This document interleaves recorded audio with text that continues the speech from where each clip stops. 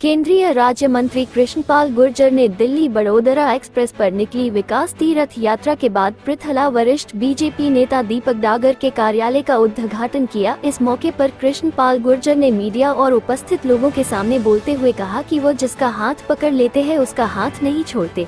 तस्वीरें फरीदाबाद के पृथला विधानसभा स्थित कैली गांव की हैं, जहां पर आज ऊर्जा एवं भारी उद्योग राज्य मंत्री कृष्णपाल गुर्जर ने आज बीजेपी के वरिष्ठ नेता दीपक डागर के कार्यालय का रिबन काट कर विधिवत उद्घाटन किया। बता दें कि कृष्णपाल गुर्जर ने पार्टी कार्यकर्ताओं के साथ मिलकर जहां भगोला पुल का शिलान्यास किया, वहीं उन्होंने दोपहर में दिल्ली बड़ोदरा एक्सप्रेस पर विकास तीरथ यात्रा का नेतृत्व किया। यह विकास तीरथ यात्रा फरीदाबाद के कैली गांव से शुरू होकर पलवल के मिटकुला तक निकाली गई। इस कार्यक्रम के बाद केंद्रीय मंत्री कृष्णपाल गुर्जर ने दीपक डागर के कार्यालय का उद्घाटन करते हुए कहा, दीपक डागर लगातार पृथला इलाके में लोगों की सेवा कर रहे हैं, जिनकी कार्यालय का आज उन्होंने उद्घाटन किया है। उन्हें दीपक डागर का हाथ पकड़ लिया है और वह जिसका हाथ पकड़ लेते हैं उसका हाथ नहीं छोड़ते। तो आइए बात करते हैं क्या कहना है केंद्रीय मंत्री कृष्णपाल गुर्जर का। होगी और जो केंद्र सरकार की योजना के लाभार्थी हैं उनसे संपर्क होगा, उनके सम्मेलन होंगे, उनसे इंटरेक्शन होगा और साथ साथ 1000 नए परिवारों के साथ भारतीय जनता पार्टी संपर्क करेगी, अपने साथ जोड़ेगी। इस तरह तमाम ये कार्यक्रम लगातार 1 महीने तक चल रहे हैं। कहीं ब्लड डोनेशन कैंप चलेगा, कहीं 21 तारीख को अंतर्राष्ट्रीय योगा दिवस बनेगा, 25 तारीख को मोदी जी के मन की बात हर बूथ स्तर पर सुनी जाएगी। तो ये तमाम कार्यक्रम लगातार 1 महीने तक महासंपर्क अभियान के चल रहे हैं।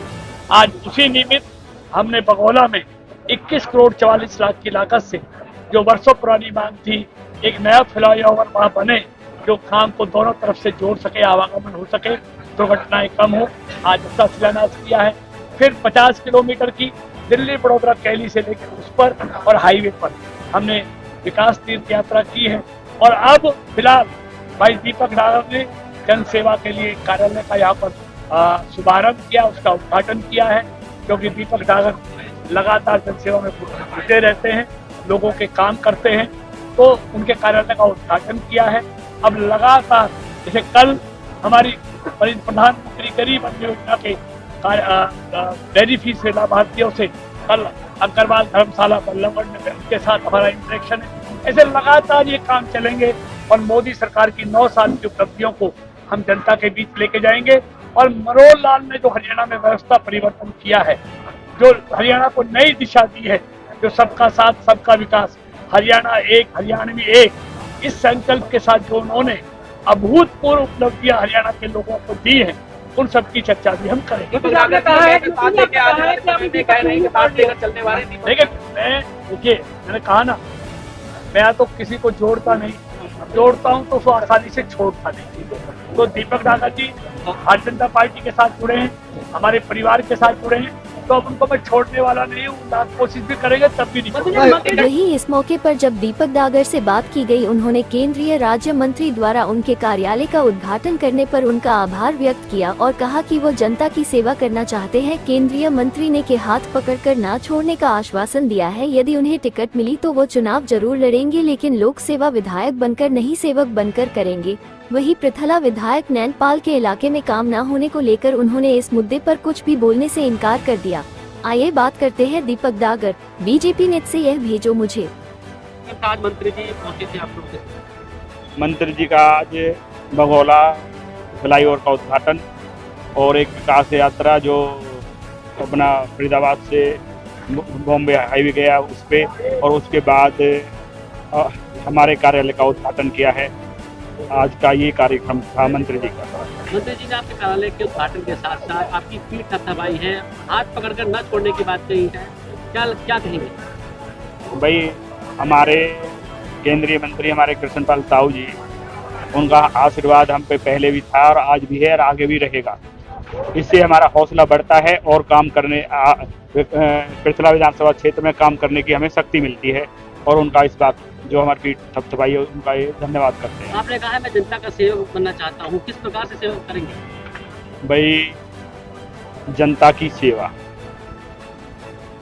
मेरा मानना है कि जनता के बीच में जाके उनके हर छोटे से छोटे काम में उनका साथ देना, उनके सुख दुख में साथ रहना, अगर कोई दिक्कत है तो उस दिक्कत को दूर करना। और जैसे अब आने वाले टाइम में किसान, हमारा जो पृथला विधानसभा क्षेत्र है ये एक किसान परिवार का क्षेत्र है, ग्रामीण क्षेत्र है सारा। अब आगे धानों की रोपाई होनी है, उसके लिए नालों की सफाई करवाना, पानी की व्यवस्था करवाना, बिजली सही तरह से आए उसकी व्यवस्था करवाना। भाई ये हमें पता है कि हम खुद एक किसान हैं और किसान के नाते हमें पूरे पृथला विधानसभा क्षेत्र की सारी समस्याओं का पता है और उन समस्या को ढूंढ ढूंढ के खत्म करने का मेरा उद्देश्य है। इसी को मैं समाज सेवा कहता हूँ। क्या विधानसभा का टिकट मांग रहे हैं? टिकट की मांग नहीं है, कोई भी सेवा करना उद्देश्य है। और ये नहीं है कि एक पद पे रह के ही आदमी सेवा कर सकता है, बिना टिकट के भी सेवा कर सकते हैं और आज हम कर भी रहे हैं। टिकट मिलेगी चुनाव लड़ेंगे फिर आप, अगर मिलती है तो?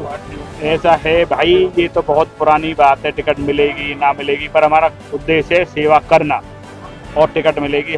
हमको 100% चुनाव भी लड़ेंगे, पर हम चुनाव इसलिए नहीं लड़ेंगे कि हमें विधायक बनना है, विधायक नहीं बनना, सेवक बनना है। सही मायने में लोग लिख देते हैं सेवक, सेवक वो होता है जो गांव में जाके अपने आप उनके सुख को देखे, दुख को देखे और उसको उनका निवारण करे, वो होता है सच्चा समाज सेवी। सच्चा समाज सेवी बनना है, नहीं विधायक नहीं हो। नैनपाल राव दिल्ली लड़े, बीजेपी का समर्थन किया, लेकिन आज उनके इलाके की जनता त्रस्त है।